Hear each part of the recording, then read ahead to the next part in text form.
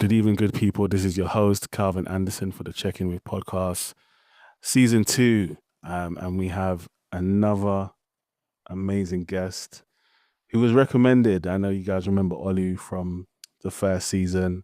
And he was like, Cal, I got someone else who'd love to come to your podcast. He's an amazing individual. And I didn't even hesitate. I said, yep, just send me his information.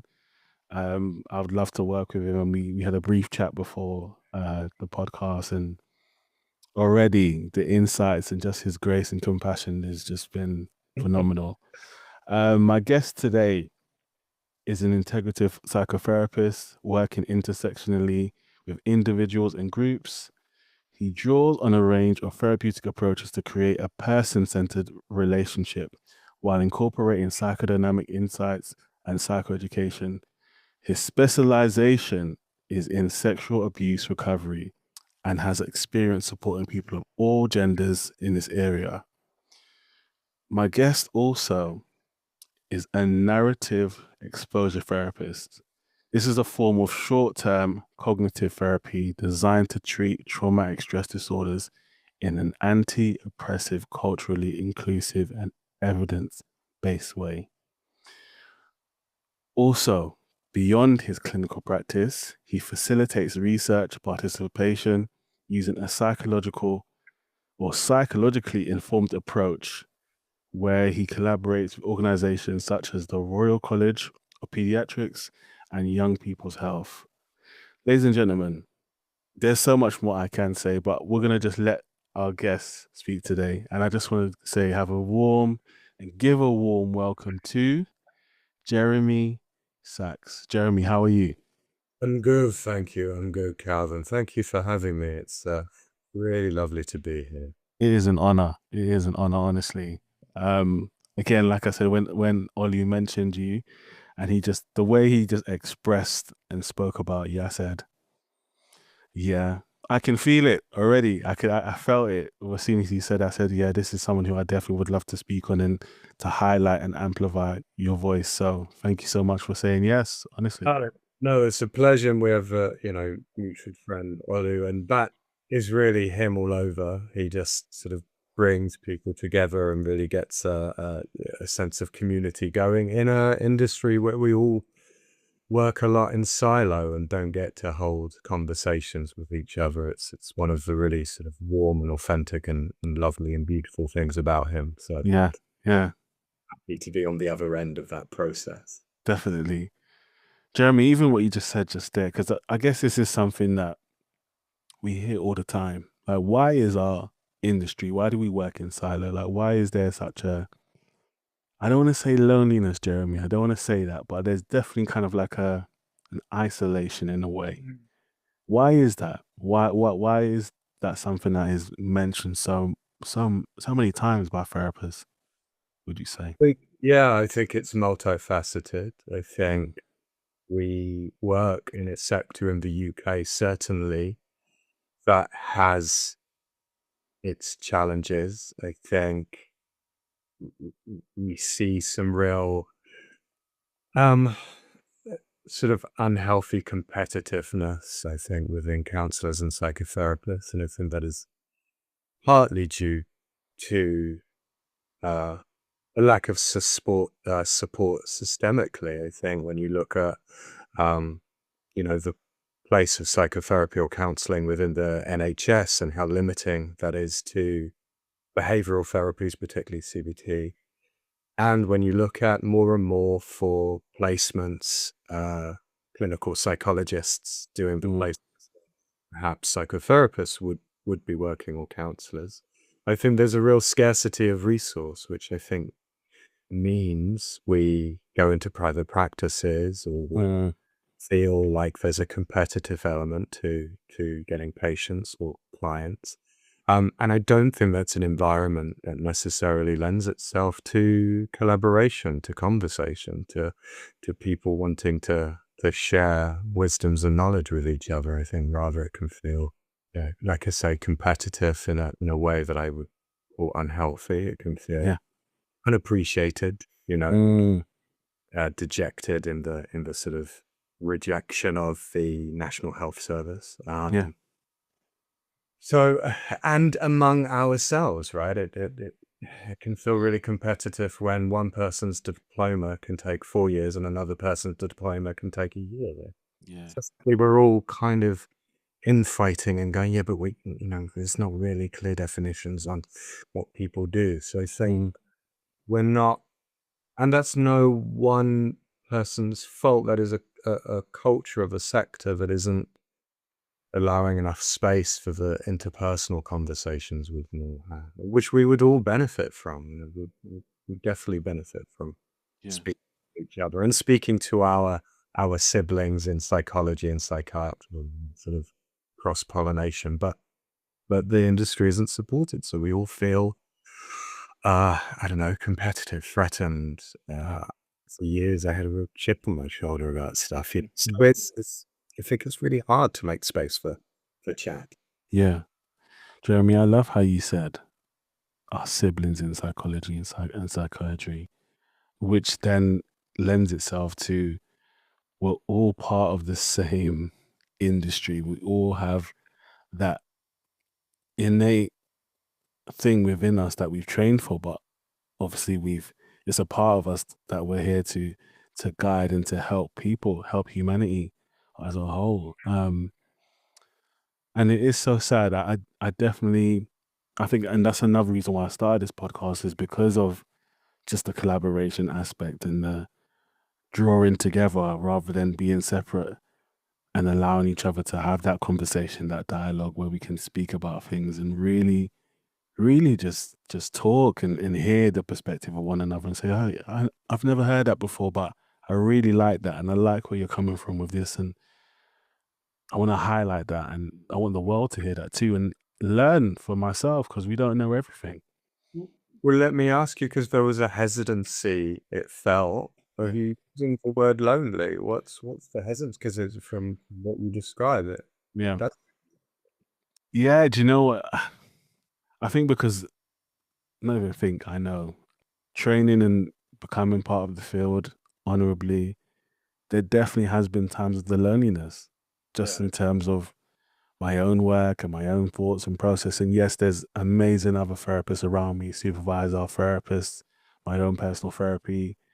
But even so, with that, there just comes okay, I've got to, or I felt I've had to just handle certain things on my own and wasn't able to reach out because, again, with the work we do,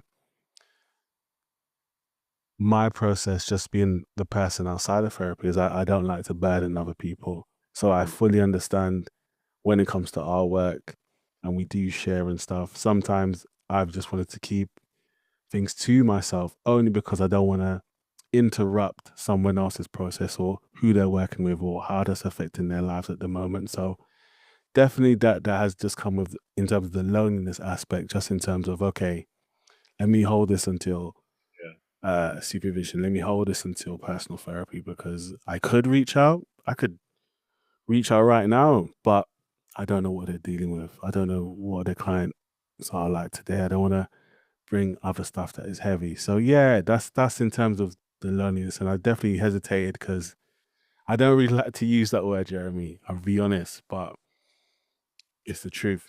sure, because what you describe is a lonesome experience. Yeah.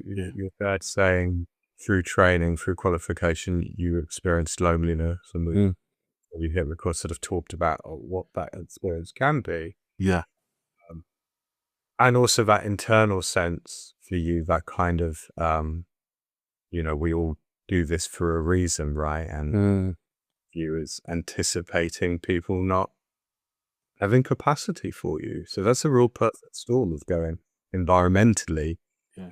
sort of setting you up to go, I'm going to be in connection with the community, and then an internal process of going, well, maybe there is a connection there, but I'm not going to inflict that on. So that is it at the very least an isolating experience. Mm. Yeah.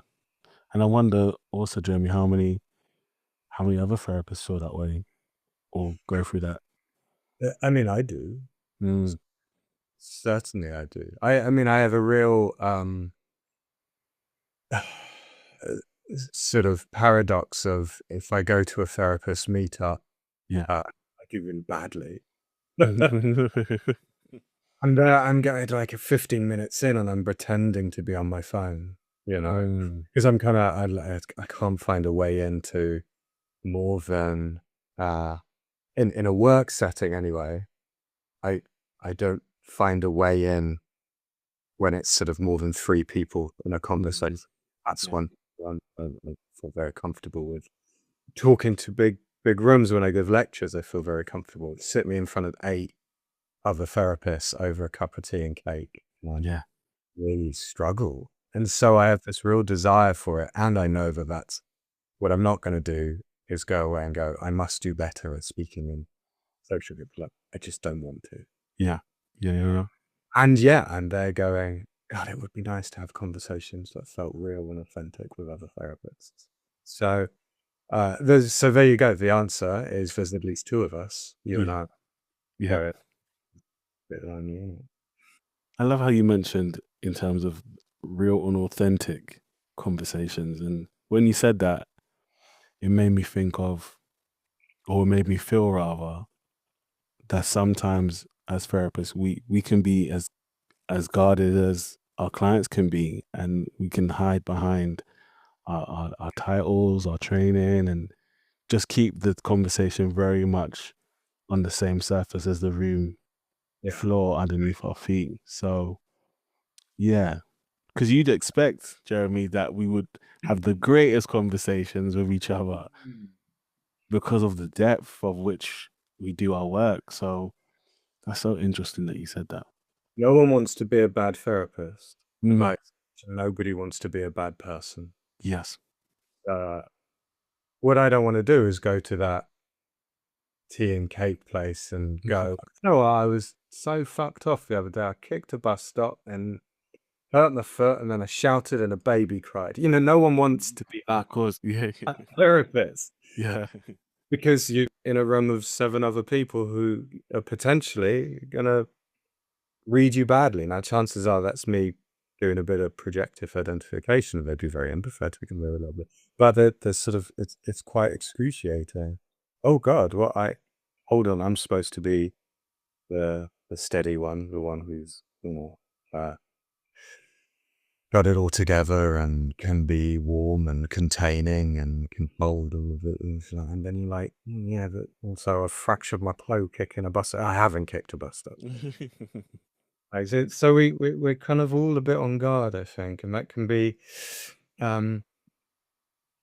at worst, I think it can sanitize our chance for human experience. So whether it is me with that sort of projection of people going, God, is he going to think, are people in this room going to think I'm doing bad work with my clients? I'm a mess. Or if it's you going, oh, I don't want to overburden all these people because they've probably got a heavy caseload. We're all going into that situation going, better be on best behavior, better keep this polite, better keep it in. Yeah. We maybe rob ourselves of some rawness. Yeah. Yeah. That's really powerful, Jeremy. Which leads me on to ask you about how psychotherapy fits into our modern world. I don't think psychotherapy knows how it fits into our modern world. If I'm honest, I think we're going through a bit of an existential crisis. Therapists, I think, and this isn't a fully formed thought, so please jump in with sort of ideas. Yeah. But I think we are rapidly learning that the therapist as a blank canvas is less and less something that is inclusive. At worst, it's something that can be oppressive. And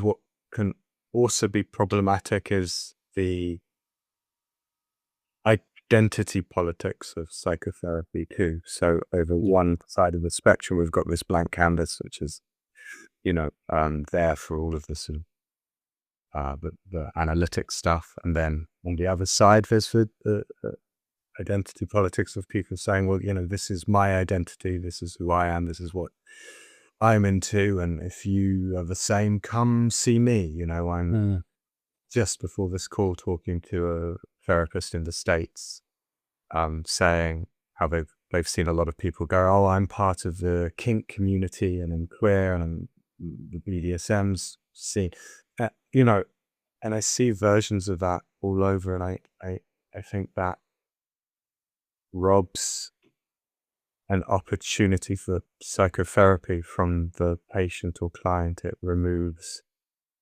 if we're broadcasting to our own communities that we're there for them. If I was in a room full of versions of me, of course I'm going to feel warm and nice,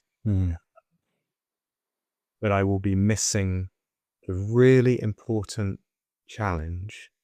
I'll be missing the small moments of rupture. I'll be missing when two different people rub up against each other. And those are the moments where we're able to grow. Challenge is how we grow, not by seeing a mirror of ourselves.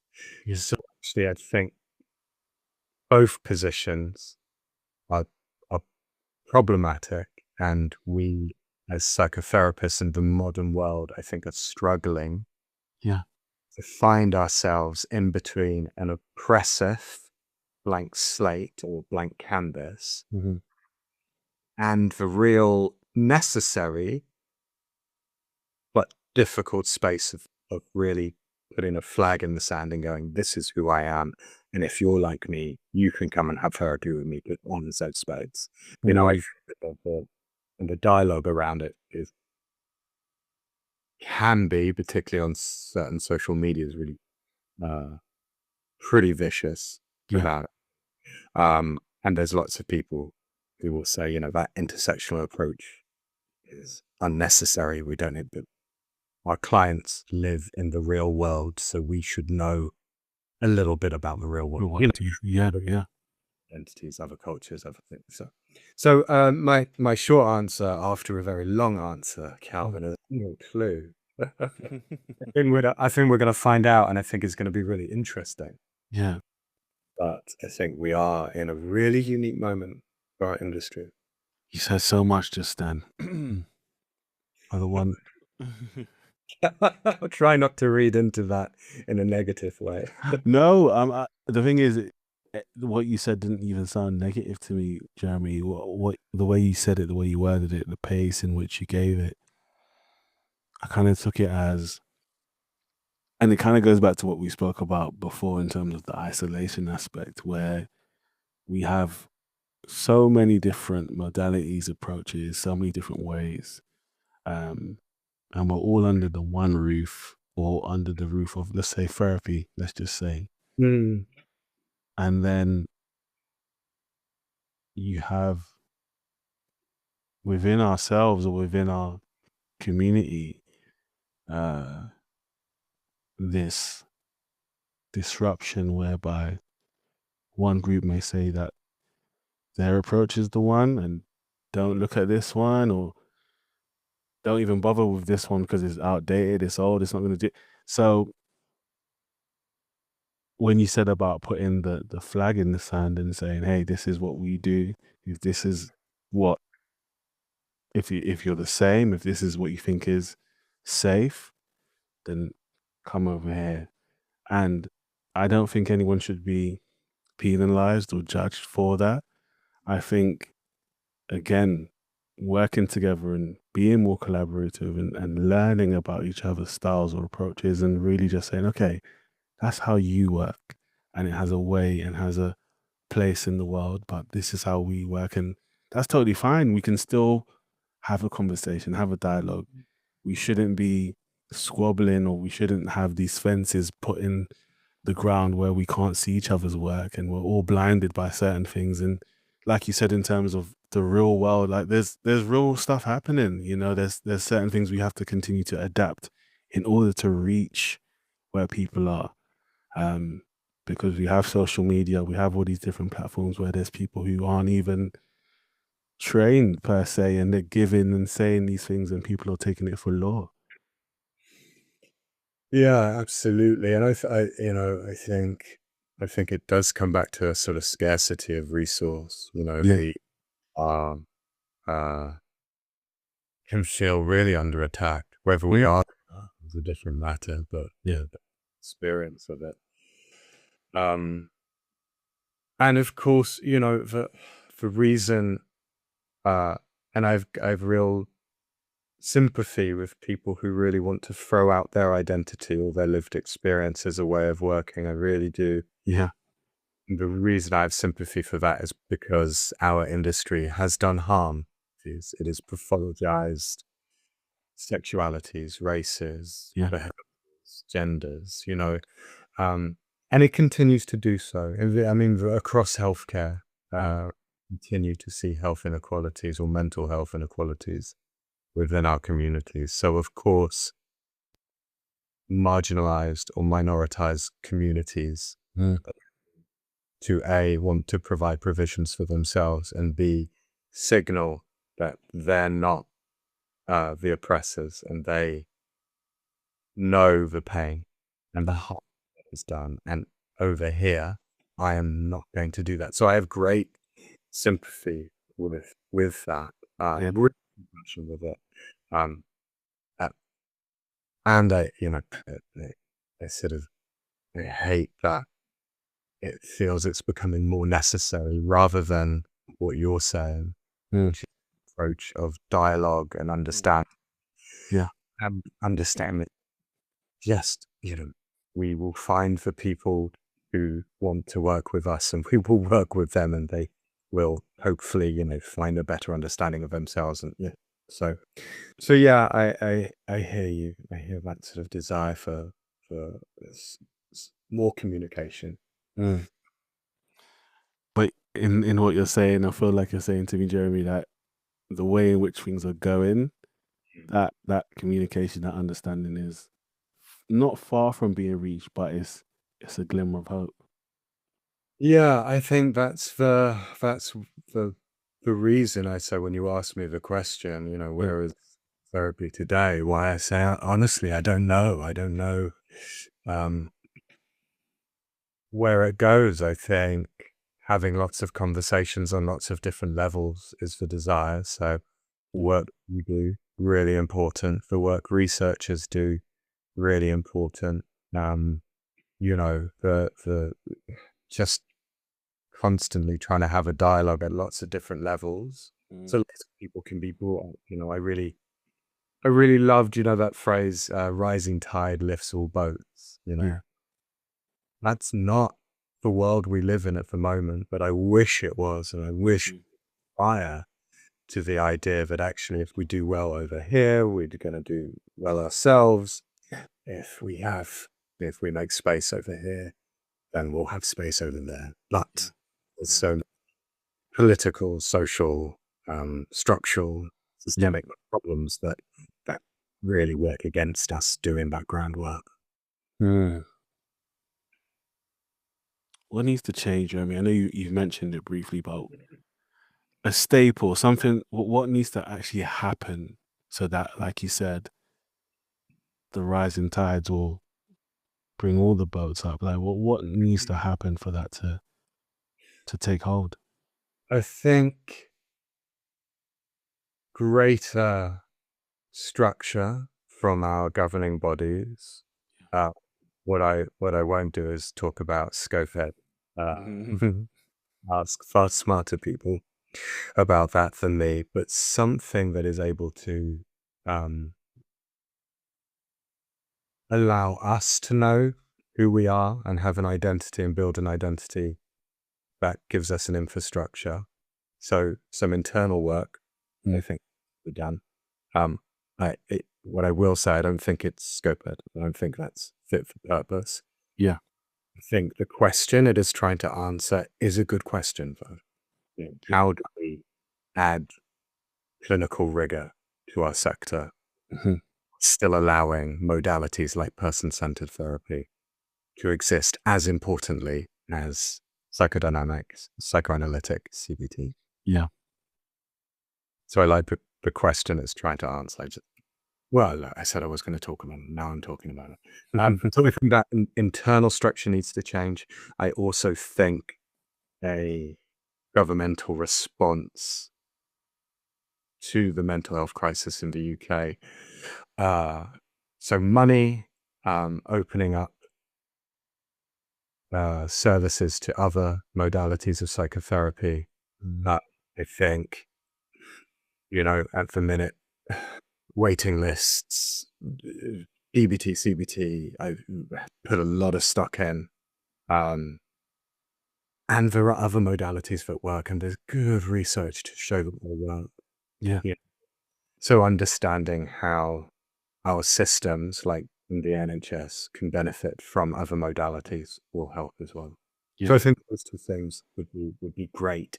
And I think that would ease the pressure a little bit. We would be a little less competitive, a bit more air for everybody to breathe before we need it.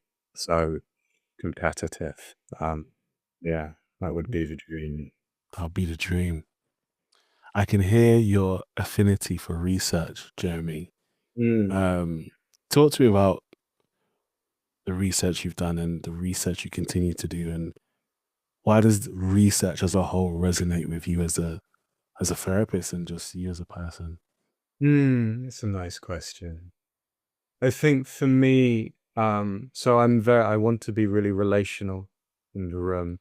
So I have this kind of paradox inside of me as I grow older as a psychotherapist. In my thinking, I want to be more psychodynamic and analytical, and I want to really understand the theoretical side. And part of that is understanding research and going, hey, what works, what doesn't work, how, as we've talked about, working with difference, whether we're talking about cross-racially, cross-culturally. Yeah. Research is going to tell us how not to do harm. It's again, the question of psychotherapy in the modern day. Yeah. Research is going to answer these little difficult questions, Yeah. So that part of me goes off in this area, and then me in the room, I want to be relational. But I do want to pay attention to how I feel. I do want to say, oh, there's something you said really, and I don't know what it is, but I got a sort of feeling, whatever that kind of important, reflective, and hopefully reparative experiences between two people. But I want to do that knowing that outside of the clinical hour, I can go and embed it in research, in theory. I want to know why I'm doing what I'm doing, why I'm choosing to disclose some things and not others, why some patients I'll say one thing to and others, and so I kind of want to know what's going on for me, for them, from a theoretical point of view, and I want my work to be ethical. Ethical? Yeah, that is the word. It's been a long day. My work to be ethically informed and to stay up to date, and for that I need research. Yeah. That's so powerful. I love at the core of what you said, Jeremy, that you said you want to remain relational in the room. How important is that for you and for the person sitting across the room from you? And yes, it's important. Well, it's interesting you distinguish, you split that question into two parts, isn't it? Because I could absolutely sort of do the thing of putting them into two columns, but actually the dynamic is us. It's me and the patient. It's like, well, it's important for us. Yes. And it's important because I believe that is where the capacity for holding exists, the capacity for reparative experience, the capacity for rupture, for us to affect each other in a way that could be harmful, and the repair of it. And within the repair, we get all sorts of things. We get coming back together, we get accountability of behavior, both mine and the client's. We get, that sort of that closer understanding of each other's humanity and what hurts. And through that, because my work is not about symptom reduction, it is about characterological change. And through that holding, I believe, is where there is capacity for a deep understanding of self and lasting change. Because what we know, you might go to therapy for 10 years and you may come out of it still with anxiety or depression. But the change we want is how you understand yourself in relation to those symptoms, and how you understand yourself in relation to those symptoms and the world. I think for me, that is the alchemy of the relationship. Sorry, I'm just dwelling on what you just said, Jeremy. Even the last part, which was so prolific in terms of when you said you may be in therapy for 10 years, and after you're finished, you may still have the very thing that you came in with. But for you to now gain a better understanding of how you view these things and how you manage them, so to speak, Yeah. I think it's so powerful. And I mean, statistically, you can leave therapy and you probably will still be living with the symptoms. Yeah. And even in behavioral therapy, my suspicion is that for CBT behavioral therapists and our friend Olamide, DBT, I suspect the reason is DBT therapy is effective. Yeah. It's not because it's DBT, but because he is a deeply relational man Yeah. who then wants to use DBT, and the relationship he has, it's the cage. And then the DBT comes second. Now he should have him back to defend himself, because I have no idea if he would agree to that or not. But my sense is that even in these behavioral therapies, when they go well, when they do an exchange, those therapists that have innately the capacity to hold the relationship, because we just know through research, actually, it's not a great success rate when you look at long-term research into symptom reduction for sort of therapies that are more behavioral, more forward-looking. Yeah.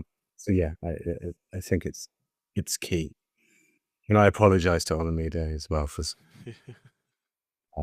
if I could go on the record. Jeremy, I wanted to speak on your book, if that's okay, that's coming out. Yeah, please, because I need practice talking about it, and I won't promote it or talk about it unless somebody prompts me. So I thank you, and I would appreciate talking about it. No, it is an honor. So your book is called An Intersectional Guide for Male Survivors of Sexual Abuse and Their Allies. Speak to me on that. Give me the origins. Give me everything that you can give me about the book, Jeremy. I'd love to know. Thank you. You're very generous. So it is. For a long time, I've run groups for male survivors of sexual abuse. I've run groups for trans non-binary people and teenage boys who have been affected by sexual violence. There are not a lot of books on this topic. There are some good ones. There's Mike Liu's Victims No Longer, which is a book of men recovering from incest. Came out in the 70s. There's a book called Beyond Betrayal by Richard Gartner, which is a good contemporary book.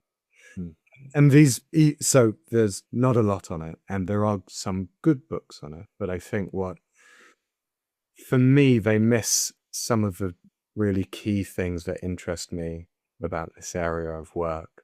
Now, then there's three different areas that I think need to be looked at a lot more, and I, really find them interesting. The first one is the different developmental stages in which a man will experience sexual abuse. So many books focus on the experience of sexual abuse for men in childhood. Yeah. Some talk about adulthood.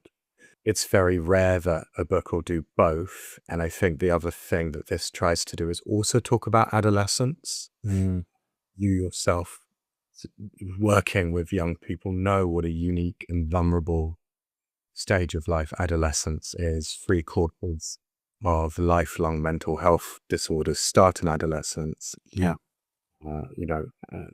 Adolescence is the peak time for picking up on physical health issues. The vulnerability is huge. So the book tries to address the impact of sexual abuse on these 3 stages. So things like, what it is to be sexually abused in childhood and then to go on and try and discover your sexual self, particularly as men, what that means, what it means, boys or teenagers from minority backgrounds to experience adultification and sexual abuse. So adultification, young teenage boys assumed more mature, older than they are, and this typically happens to working class young boys or black boys or, boys of different groups that are assumed to be more mature and less vulnerable. Yeah. And then in adulthood, what it does to an adult man, given male rape continues to be a punchline in films. There are so many examples. If you watch, I don't know, there's a whole plethora of films where adult male rape is the punchline. Get Hard, a film with Kevin Hart and Will Ferrell. The whole film is based around avoiding prison rape. Yeah.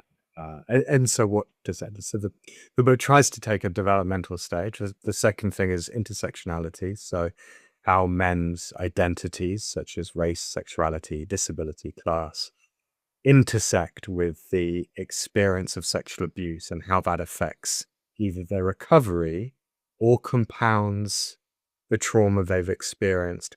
And I think really importantly with intersection, not only thinking about the identity of a survivor, but thinking about their life beforehand as well. What made particular groups of men vulnerable to sexual abuse in the first place? And then how does that go into the compound trauma, leave them vulnerable to further abuses? Perhaps how does identity support them to recover? And then the third book that was important for me to include is Transformative Justice. I don't know if it's something you've come across. Briefly, but I'd love for you to bring that more into the light for me. Yeah. So transformative justice is a political ideology. So in the book, I say an awful lot. For men, sexual abuse rarely happens in a vacuum. There's all of the intersectional stuff we talked about that happen experienced in more sexual abuse. Transformative justice would say violence doesn't happen in a vacuum.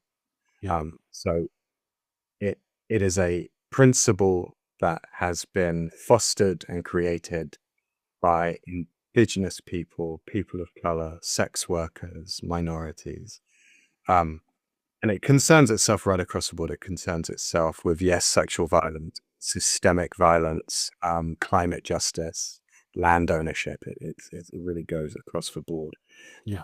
It is important for male sexual abuse survivors because often the systems that are in place to support male survivors fail them at best, re-traumatize them at worst. So there will be different groups of male survivors that if they want some sort of justice, will have to go to the healthcare system. Mhm. There are multiple accounts of men being told, "You don't have any bruises. Are you sure it was rape?"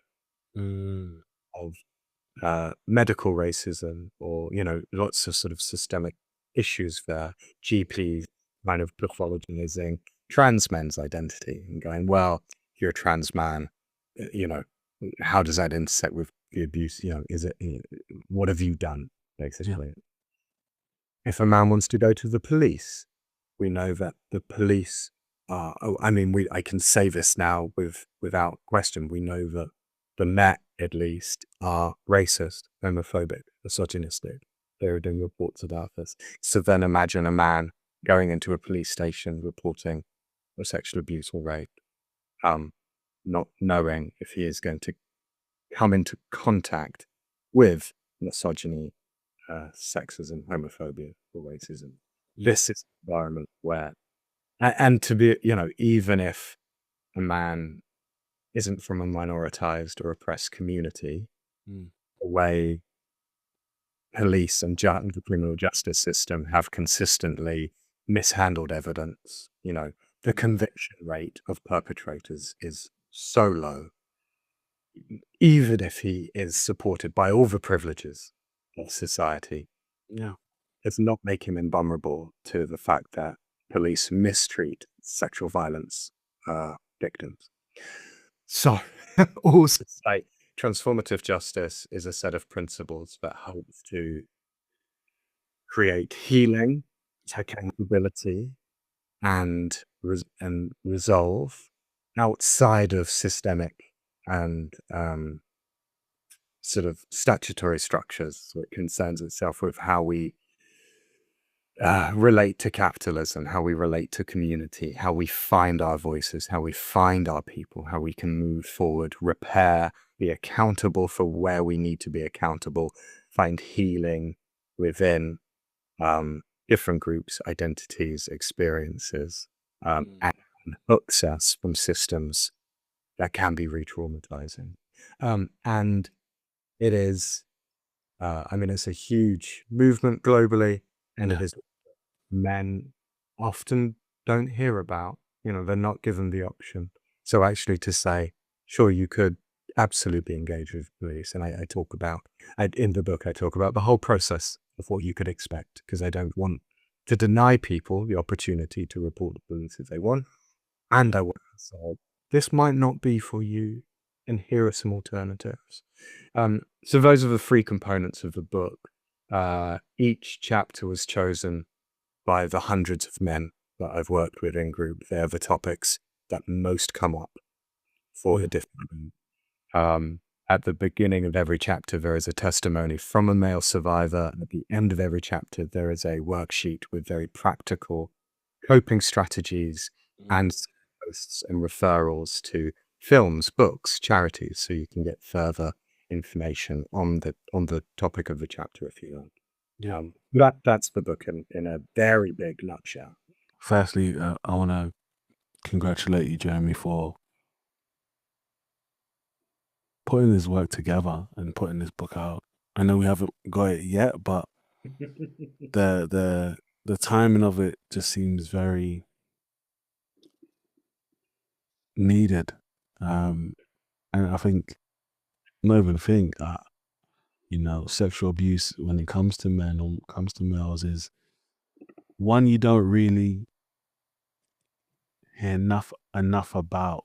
You depending on what lens you're looking through or what you're listening to, it's not something that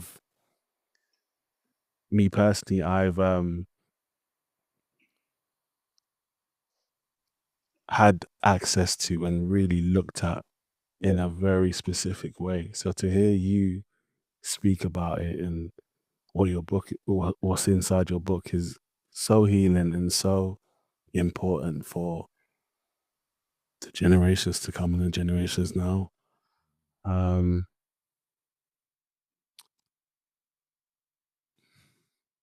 want to speak more on it, just in terms of for anyone who, I don't know, who may be a victim or may be going through something that's in your book. what would you advise for them, Jeremy? Like, what's the steps to, I guess, towards gaining healing and going through that process? I mean, it's such a lovely question and a generous question, and it's a hard question. It's a hard question because what we know won't work Yeah. is here are the 10 steps. Mm.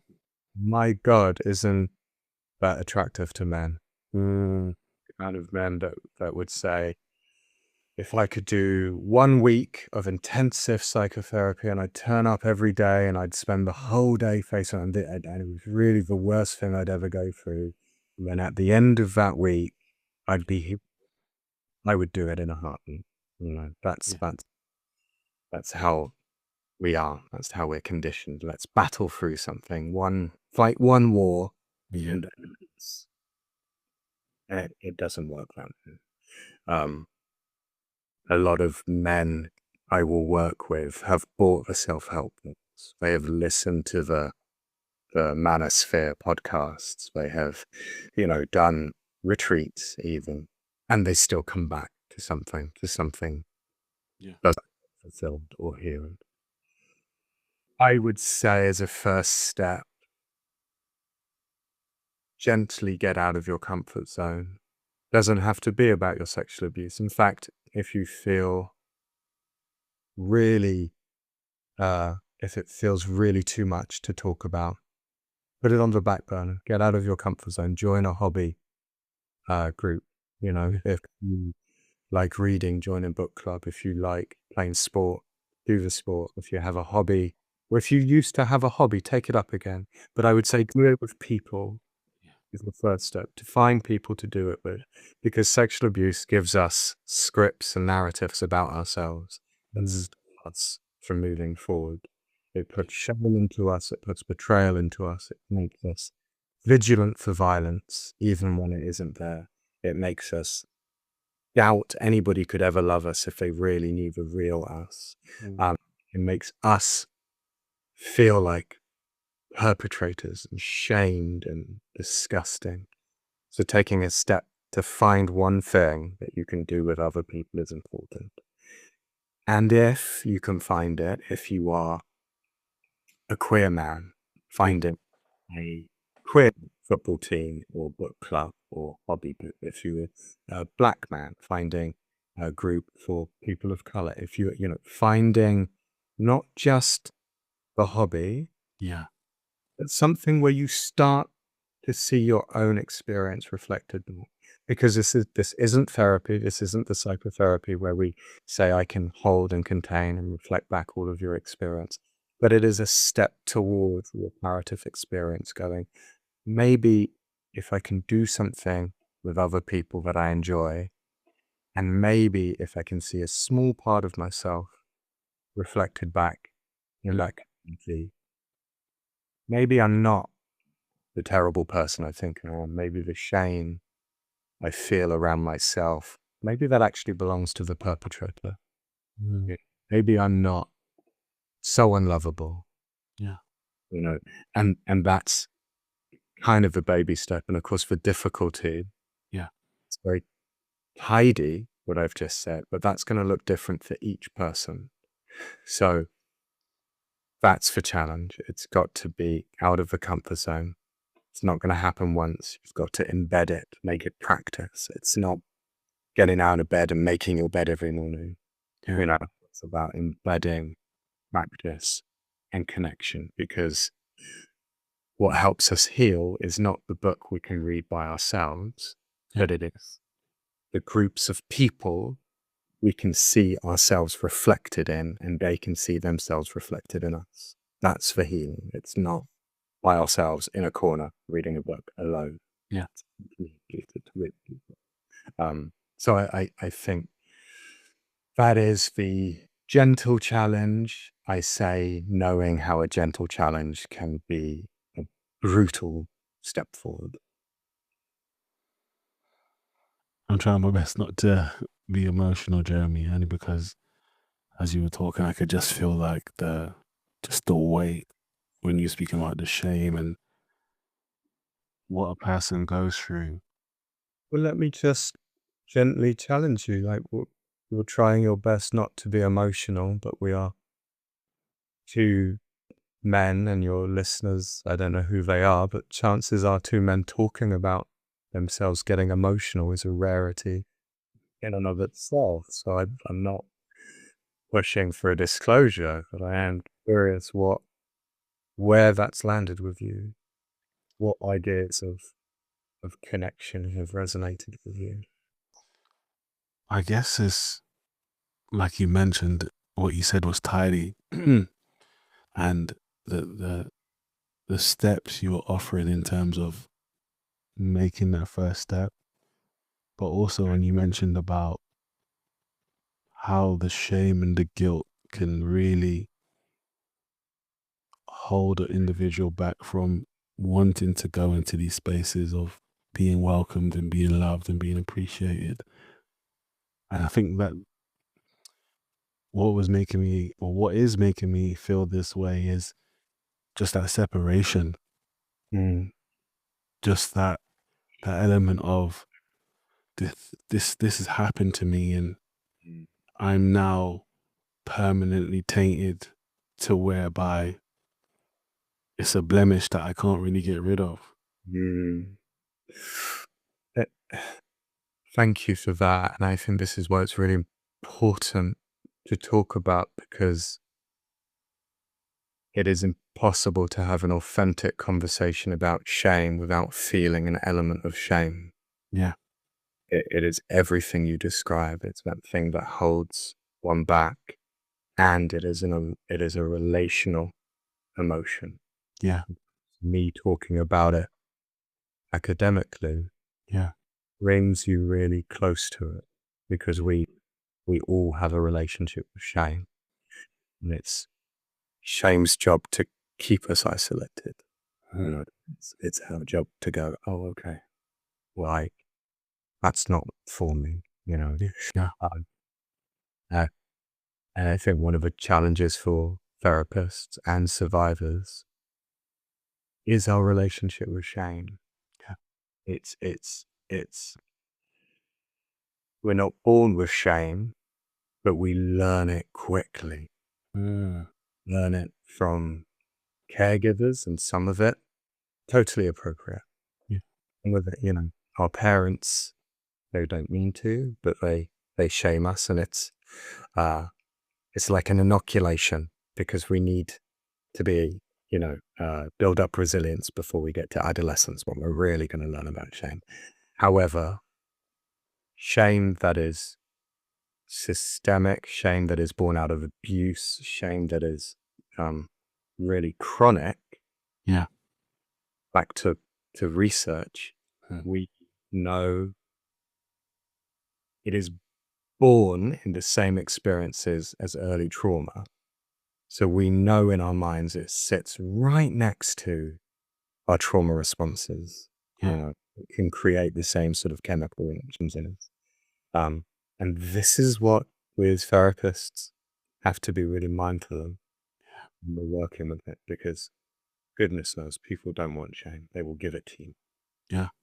And as you've shown us by being really sensitive and articulate, we're just receptors as human beings.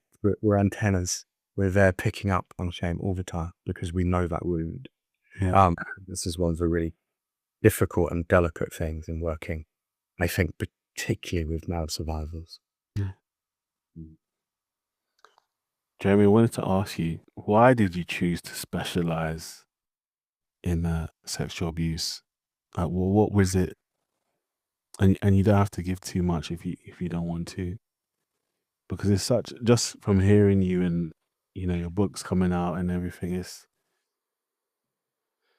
yeah, I don't even know how to feel. Honestly, I'm just kind of really just taking it all in, because it's new for me to hear about it in such depth and context, and not just read it from like a pamphlet or like a book or textbook, to hear someone who's worked with it or worked with individuals who have the lived experience, as you mentioned earlier. What made you decide that this was the pathway that you wanted to go? You did your training, you're a therapist, yes, but you said to yourself, no, this is the space I want to occupy. I think there were two decisions that made me want to go into it.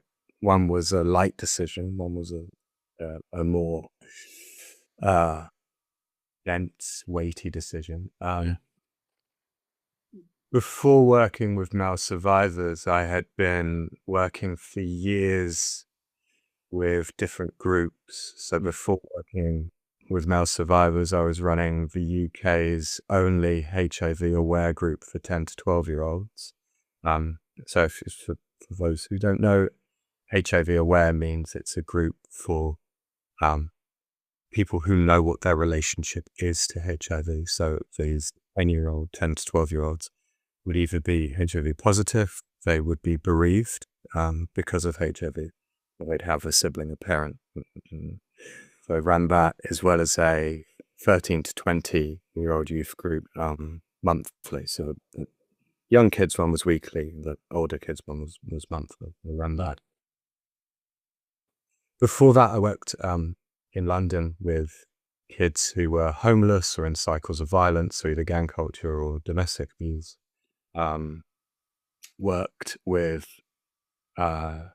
families who had either Nigerian or Jamaican men in Brixton prison and were being deported, around how to keep family units together despite the man in the family being deported. And these were often men who were in the UK with indefinite leave to remain, so they may have never lived in Nigeria or Jamaica, and been deported to a country they've never been to. And how do you cope with that emotionally and keep a relationship with your children or your wife? So I'd been doing these sorts of roles. And then after a few years with the HIV service, the charity Survivors UK has changed a lot since I was there, but they wanted to develop a group work model. Yep. And they had done a very psychodynamic group many years ago, and it just hadn't gone well. It's you'll find within groups of male survivors, you can get the real sharp end of mental health diagnosis. So you get a lot of undiagnosed personality disorders, or some of it, the really difficult presentations. And so they tried to do a very dynamic group, hadn't worked. They asked me to come on board to do a more holistic, integrative approach to group work. Yeah. So the first decision was like, oh, I want a new job. That was really easy, and it's going to be a challenge. And actually, I don't know many men in my personal life. My private practice is predominantly women or non-binary or trans men. It was going to be a bit of a learning curve. So good developmentally, new jobs was exciting. The chance to build a service, I loved that, right? So it was a pretty easy decision. Yeah. A year in came the second decision. Was I felt outraged at how these men have been treated by the world, either by people in their close circle or by the systemic disbelief and violence they faced. Yeah. Being believed, by stigma, by, it really affected me. And one night I remember the guy's story, and the story of the abuse was violent and horrific. Yeah. But the aftermath, Yeah. he was treated by the world around him. I crumbled. I really like it. The betrayal of, I feel teary talking about it and invoking it. Yeah.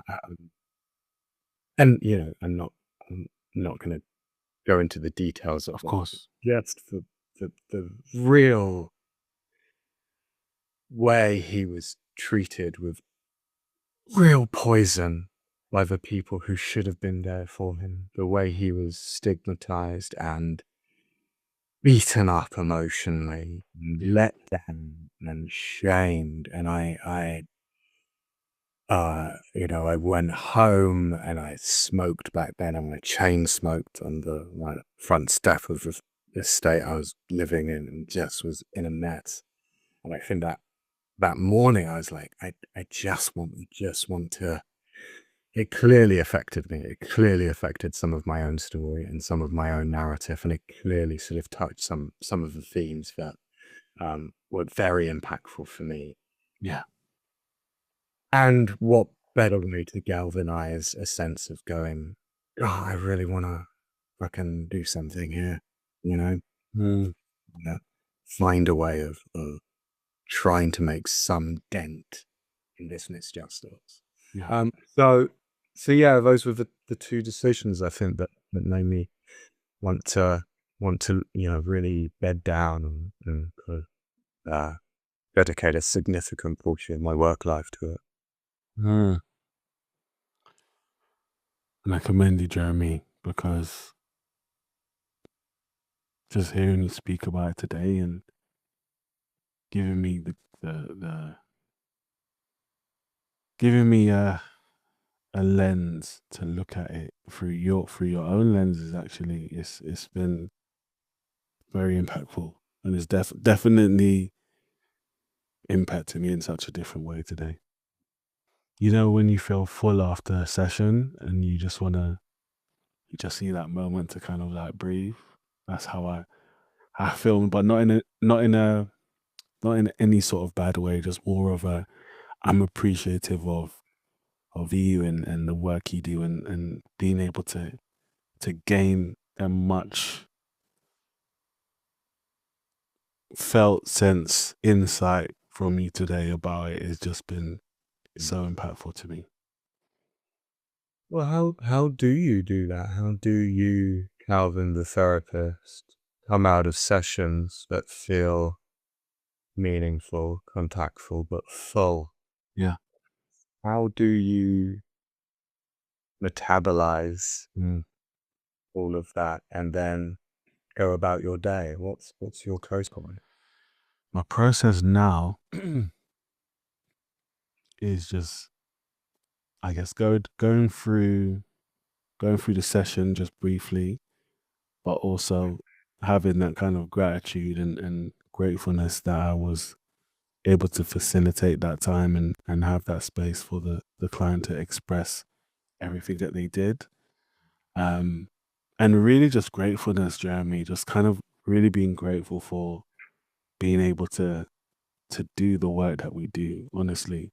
And I think from there, I'm allowed to then kind of like step away from it, because I'm now been able to look at it with those lenses, seen what is done in my head, kind of theorize how the client's feeling or what they've said or what they didn't say.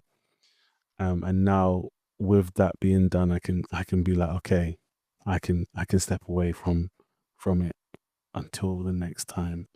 So yeah, whenever I do feel for that, I really just kind of look at the session again and just grateful to be in a position to guide, to explore, to hold, to carry, and going off of the client's feedback in the session, or whether it be how they are afterwards. I kind of use that as my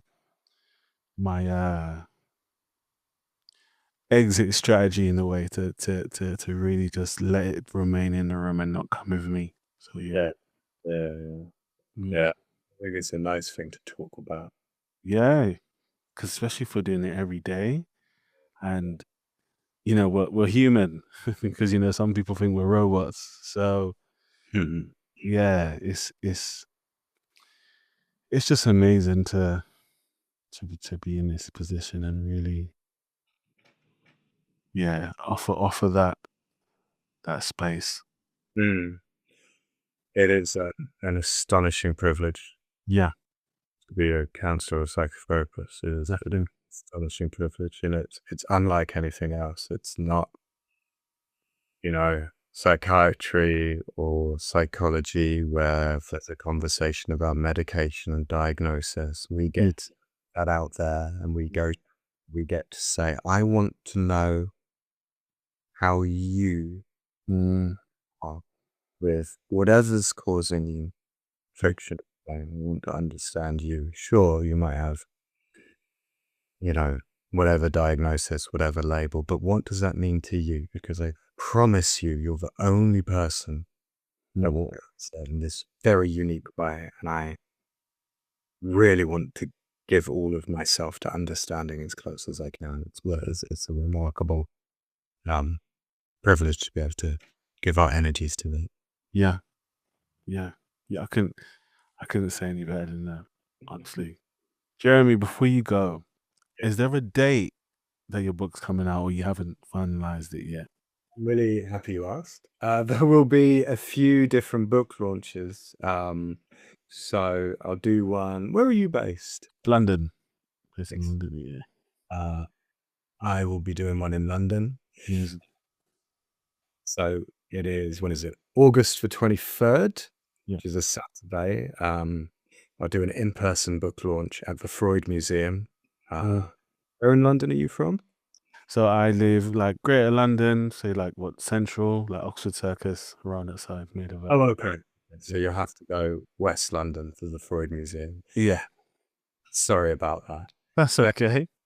I grew up in South London, so West is off limits, really. When there'll be an online launch on September 19th. Yeah. And there'll be one at the University of Edinburgh. There might be one in Toronto as well.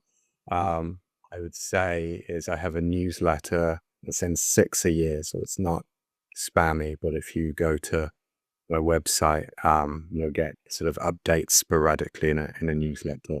Yeah, that launches. Yeah, amazing. I'll make sure I put all the links for everything in your episode. Before you go, Jeremy, I'd like to, with my guests, I'd like to ask them just some fun questions, just so the listeners can get to know you better. Is that okay? Well, you can, but all they're going to get to know is how bad I am under pressure. So if you really want to, if you think they'd like it, go ahead. Jeremy, if you could work anywhere in the world remotely, where would it be and why? Calvin, man, that changes hourly, daily, hourly. So I like a good forest and a good mountain. Okay. And I love cities. So I would need perhaps working in a city, but very close proximity. So if you could take London and just put it in Scandinavia. Yeah. I'm the big, sort of forests and mountains and glaciers. That would be ideal. None. Short of, I've moved to Glasgow to try and get that balance of the outdoors and a big city. So work in progress. Work in progress. You gave me a great quote earlier. Is there another one that you resonate with as well? Did I give you a quote? When you spoke about the rising tides. I see. No, I don't. I have a real, and this is my personal stuff, but I have a real aversion to like quotes. Okay. Stuff like that. And I don't know why. I think I've got a sort of a chip on my shoulder I need to work with, but I just it kind of, I don't. I can't. No, that's okay. No, that's okay. I love the honesty, Jeremy. What has been the best publication that you've read and would read over and over again? What a nice question. So I'm dyslexic. So reading for me is not always a pleasure. Yeah. In fact, it's quite can be quite challenging. So the idea of reading, actually, all that said about audiobooks, I'm rereading, as in physically reading it, Slaughterhouse-Five. Okay. Kurt Vonnegut anti-war book. Yeah. And it I read it a long time ago and saw it in a secondhand bookshop window. Bought it again a few days ago just to see if it still resonates. And it does. It's witty and horrific and anti-violence in a way that resonates. Yeah. Jeremy, finish the sentence off for me. If it wasn't for therapy, I would be...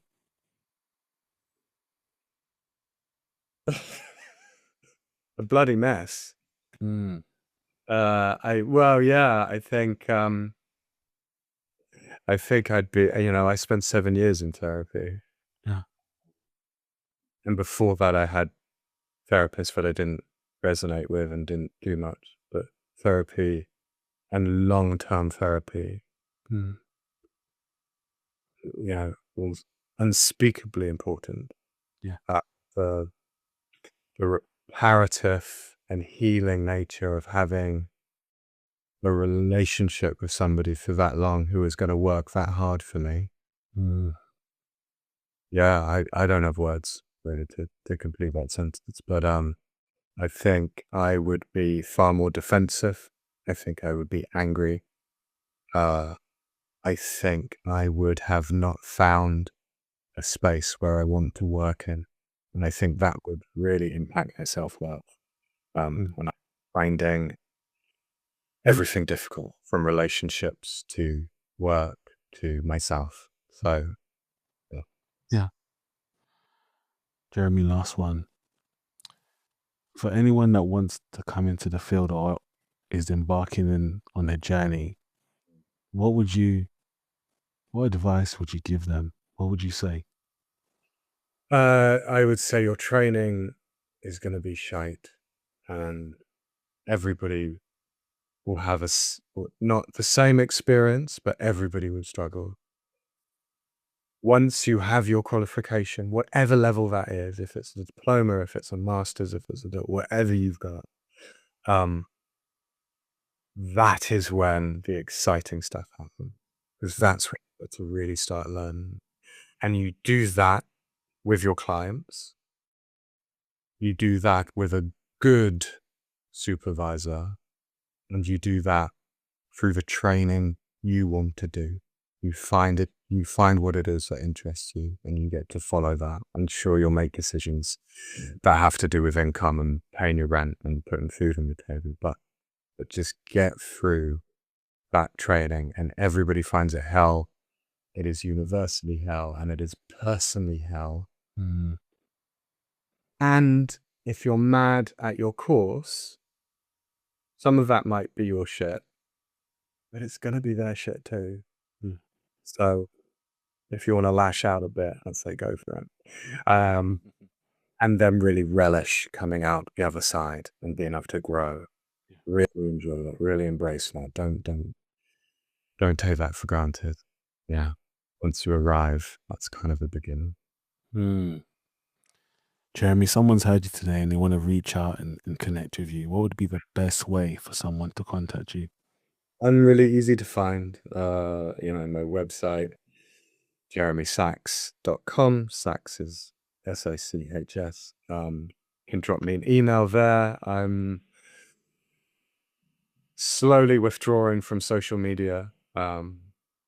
So that will not be a fast response, but my website has an email or a chat function on it, so you can get in contact. And I'm easy to find, always up for a chat, because to bookend this episode, working in isolation, working in loneliness, in silos, doesn't benefit us individually or as a sector. So I like having conversations to do more work. Amazing. Jeremy, bless you. Thank you so much for, just the insight and the compassion, the care, the grace that you've given us today. This won't be the last time you come on the podcast. Definitely. Ladies and gentlemen, I have been your host, Calvin Anderson, for the Checking With podcast. We've had the incredible Jeremy Sachs today. Have a lovely evening. Take care. Speak soon. God bless.